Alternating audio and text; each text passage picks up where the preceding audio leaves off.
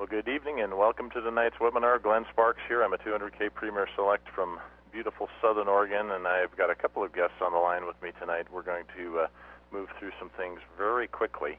Last week we introduced a very exciting concept that we call doing well while doing good, the ultimate pay it forward project, and we're running fast and furious with this. It's a whole program that focuses on the Zango Goodness Meal Pack, and we'll review a little bit of what we talked about last week before we get into some interviews with a couple of very interesting special guests we have. But this is a very exciting project that we're running with, something very new, something very different, something that, to my knowledge, nobody's ever done before, certainly not in the kind of way that we're starting to experience here. So I want you to take your blinders off. I want you to think outside the box a little bit for the next few minutes on this call as we expose you to a concept that I personally had never thought of before, never been exposed to before. It's really a whole new industry, or a whole new segment of an industry that nobody's ever tackled in this way before. And you'll see what I mean as we progress here. But it's something that we've been having a lot of fun with. I've been ruminating on this concept and this idea for about a year and a half since Zango first introduced this meal pack project back at the convention a year and a half ago. It was kind of a soft introduction, and not a lot of hoopla made over it. But since that time, there have been several of us as Zango leaders, 200Ks, 500Ks, 100Ks, that have began really running with this, each of us independently on our own, not knowing what everyone else was doing. But for the last several weeks, we've been meeting on regular sort of mastermind-type conference calls to kind of put our ideas together and steal ideas from each other. And just the nature of this project allows everybody to share very openly, because the end result in us fine-tuning and perfecting this concept and this idea and the way that we're presenting it, where we're all on the same page, is going to result in more and more mouths being fed. So that being said, I'm going to give you just a little bit of an overview of exactly what we're talking about here. And again, be prepared to think outside the box. This is not traditional thinking, and everybody kind of balks at this concept at first because it's not like anything else they've ever seen. But let me assure you that I have sat where most of you now sit, or where a lot of you are in this phase of your life that Henry David Thoreau called it quiet desperation. Most men lead lives of quiet desperation and go to their grave with their songs still in them. And I know what that feels like.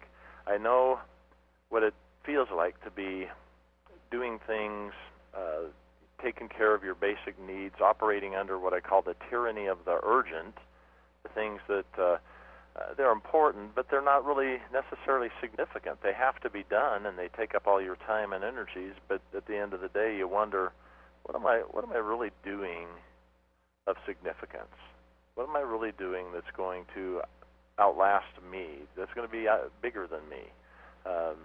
Things that I can really accomplish with my life, more than just paying the bills, more than just getting by, more than just earning a living. So I understand what that feels like. And we are going to be talking about charitable giving on the call tonight. But I understand what it feels like to want to do something but not being able to. And that's one of the major travesties of the way that fundraising and charitable giving has been done in the past, is that most people that want to participate can't participate. Especially in today's economy, it's easy to ignore the starving children when you yourselves are becoming your own best charity case. And that's exactly where I was 5 years ago, and we were in a very desperate situation financially, so I know exactly what that feels like.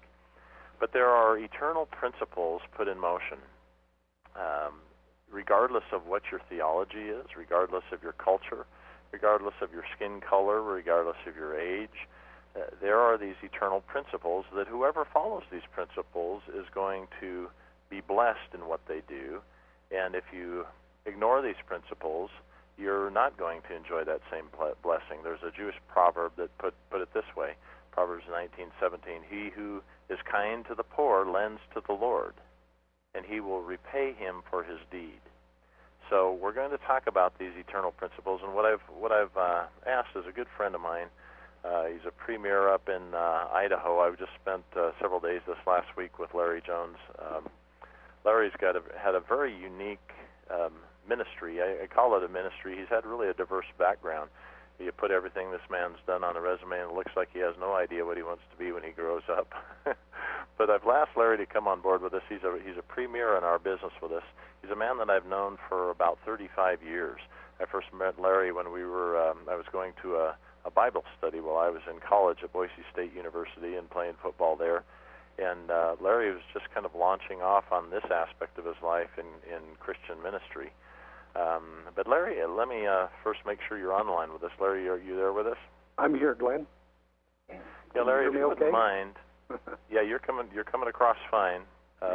Just speak as loudly as you can. You're talking clear from Idaho there, and I might add, the Larry's the one with the hat on in the picture. There's the one with the shaggy beard. So Larry has had quite a unique ministry. He's also been involved. He spent, I believe, 12 years in financial services.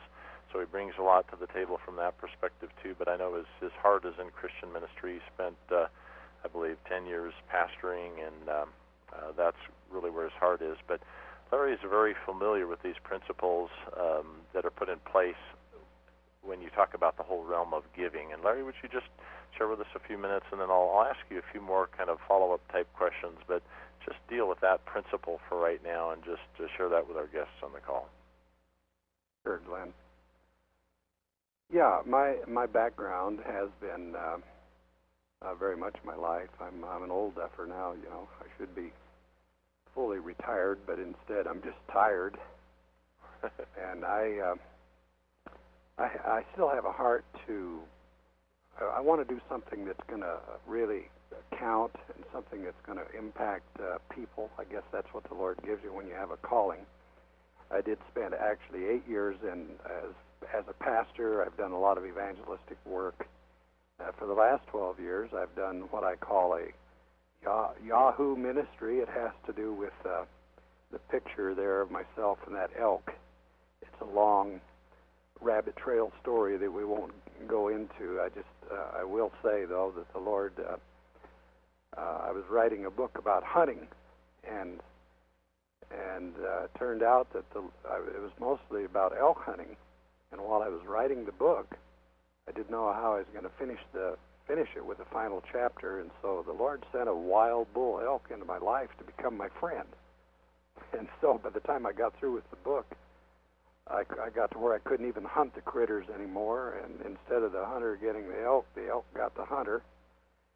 But it turns out that embedded in that story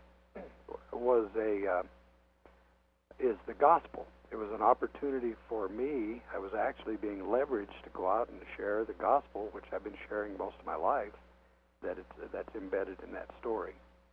But now I've got to the point where I can't keep up that tremendous itinerary and schedule that I've had out there on the trail for almost 13 years.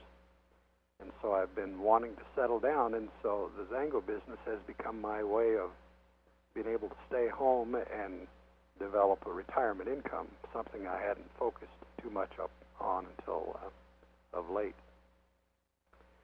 But Glenn started sharing with me this idea of the meal packets and the starving children, and how that could be integrated into the Zango program, and he had a burden that he was trying to explain to me about a year ago. And I really wasn't getting it until at a certain point. You know how that works. All of a sudden the light went on.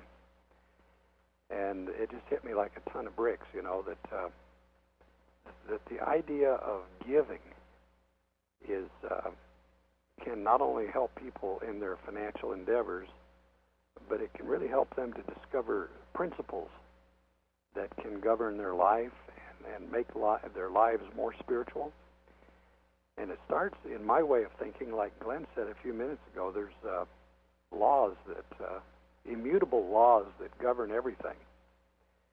We actually count on laws to navigate us through various aspects of life. We count on gravity